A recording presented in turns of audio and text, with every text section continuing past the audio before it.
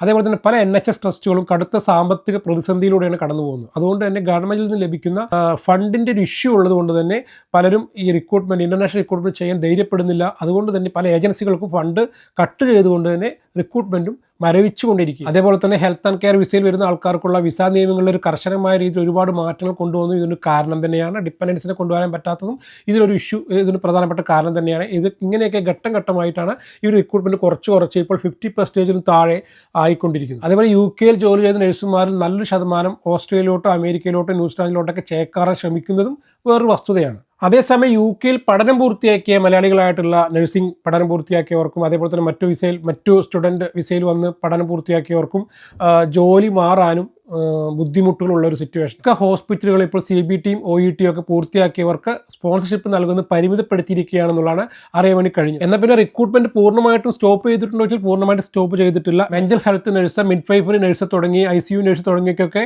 റിക്രൂട്ട്മെന്റുകൾ ഇപ്പോൾ ഇന്ത്യയിലെ കേരളത്തിലെ നോർക്ക പോലെയുള്ള ഏജൻസികൾ മുഖേന നടക്കുന്നുണ്ട് കേട്ടോ. പലപ്പോഴും നിങ്ങൾ നോർക്കയൊക്കെ ഫോളോ ചെയ്യുന്ന ആൾക്കാരെ അറിയാൻ വേണ്ടി സാധിക്കും. പലപ്പോഴും ഒരു ചെറിയ അളവിൽ 50 പേര് 100 പേര് തുടങ്ങി ചെറിയ അളവിലുള്ള നഴ്സുമാരൊക്കെ റിക്രൂട്ട്മെൻറ്റ് UKയിലോട്ട് മാത്രമല്ല ജർമ്മനി അതേപോലെ പല രാജ്യങ്ങളിലോട്ട് നോർക്ക ത്രൂ ഒക്കെ നടക്കാറുണ്ട്.